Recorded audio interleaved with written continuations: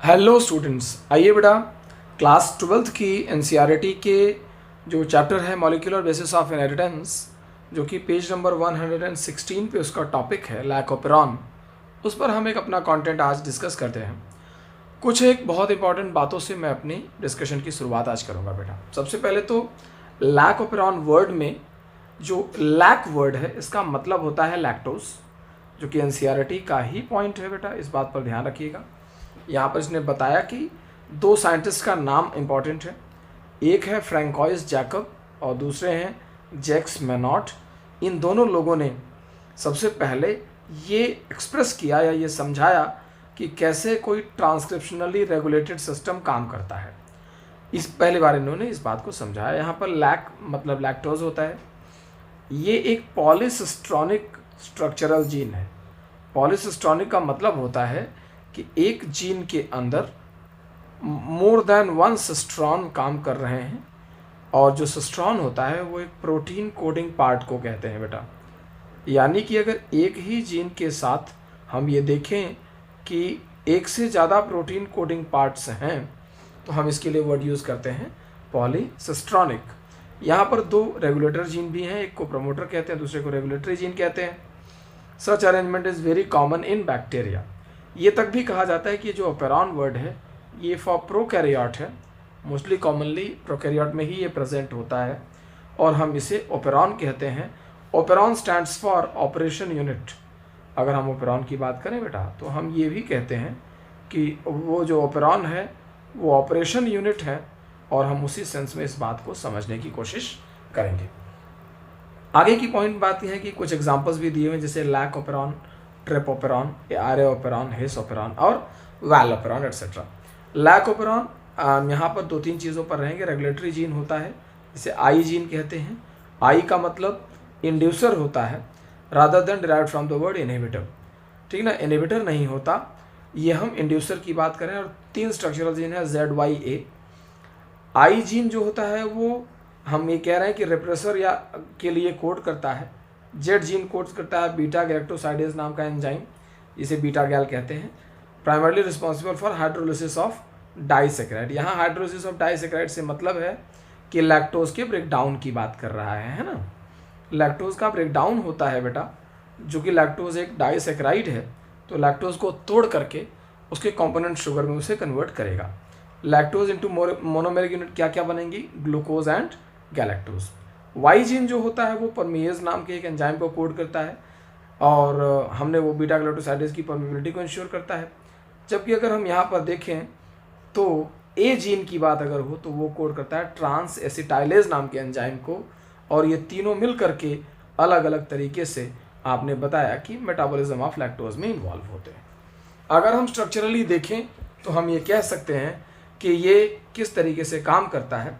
कई सारे metabolic pathways को ये कंट्रोल करता है बेटा यहाँ पर। और ये एक इक्वेशन जो पूरा समझाने के लिए है वो ये डायग्राम आपको बहुत इंपॉर्टेंटली याद होना चाहिए। अगर हम डायग्राम्स की बात करें तो हम ये कहते हैं कि ये देखिए किस तरीके से यहाँ पर सबसे पहले प्रमोटर है, फिर इंड्यूसर है, फिर प्रमोटर है, फिर ऑपरेटर है, फिर ZYA है, और उसके बाद टर्मिनेटर रहा होगा इसके साथ यहाँ। तो एक केस उसने ये बताया कि जब इंड्यूसर प्रेजेंट ना हो यानी एब्सेंस हो उसकी, तो किस तरीके से ये आई जीन से रिप्रेसर बनता है, और ये रिप्रेसर खुद जाकर एक्टिव रिप्रेसर, यहाँ पर रिप्रेसर के साथ मैं आपके लिए एक वर्ड यूज़ कर रहा हूँ एक्टिव, इसे ऐसे ही याद करें बेटा। ये एक्टिव रिप्रेसर जाकर ऑपरेटर पे बाइंड करता है, और जब यहाँ से किसी भी तरीके से RNA पॉलीमरेज, ये जो मैंने मेंशन किया हुआ है this are nothing but RNA polymerase, जब ये RNA पॉलीमरेज इसके ऊपर चलने लगता है इस डायरेक्शन में, तो यहाँ ऑपरेटर के पास आकर रुक जाता है, जिसकी वजह से ये स्ट्रक्चरल जीन को एक्सेस नहीं कर पाता और कोई भी एंजाइम नहीं बनता। ये स्ट्रक्चरल जीन है बेटा। अगर स्ट्रक्चरल जीन के पास हम कह रहे हैं कि RNA पॉलीमरेज पहुँच ही ना पाए तो वो कर नहीं पाएगा इसको सिंथेसाइज। जबकि अगर हम ये बोलें कि इंड्यूसर प्रेजेंट है, यानी इंड्यूसर का मतलब यहाँ पर है लैक्टोज। अगर लैक्टोज प्रेजेंट है तो ये रिप्रेसर से यहाँ पर इंड्यूसर रिप्रेसर प्रोटीन बनेगा, लेकिन अब इस पर चूंकि इंड्यूसर भी आकर लग गया तो ये देखिए इनएक्टिव रिप्रेसर हो गया। Inactive repressor fail to bind on operator, और जो ये यहाँ पर आरएनए पॉलीमरेज बनेगा वो यहाँ से चलते चलते स्ट्रक्चरल जीन के ऊपर से सिंथेसाइज करके आगे चला जाएगा और तीनों से ही लैक एमआरएनए बनेंगे। तो Z वाले पार्ट के सामने बीटा गैलेक्टोसाइडेज, Y से परमीएज और A से ट्रांसएसिटाइलेज बनेगा, और इन सबको मिला करके हमने कहा कि फंक्शनैलिटी ऑन हो जाएगी। इस सेंस में अगर हम और आगे बढ़ें तो क्या क्या चीज़ें हैं, एक दो बातें बड़ी इंपॉर्टेंट है, जैसे कि हमने यहाँ दो बातें लिखी हैं। If lactose is provided in growth medium, lactose is transported into the cell, और वो सारी कहानी परमीएज के थ्रू पूरी होती है। लेकिन अगर हम ये कहें कि remember a very low level of expression of lac operon has to be present in the cell all the time, otherwise lactose cannot enter the cell, the lactose then induces the operon in the following manner।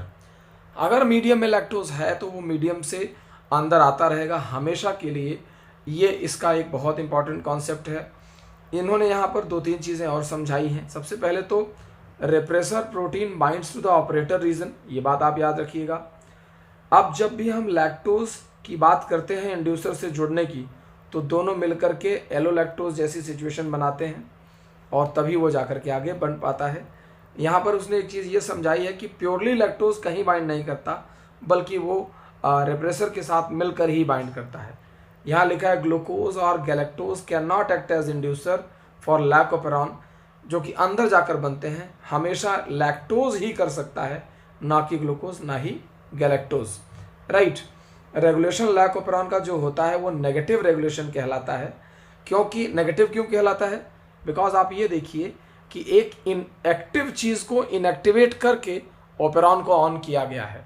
तो ये इसके लिए बहुत important बात समझने वाली है कि जब हम किसी को एक्टिव को रोक कर प्रोसेस को ऑन करें तो इस तरह के रेगुलेशन को ही हम इनएक्टिव रेगुलेशन कहते हैं। ठीक है बेटा, तो आज इस चीज़ को आप यहाँ तक देखिएगा, बाकी हम फर्दर इस पर डिस्कशन बाद में करेंगे।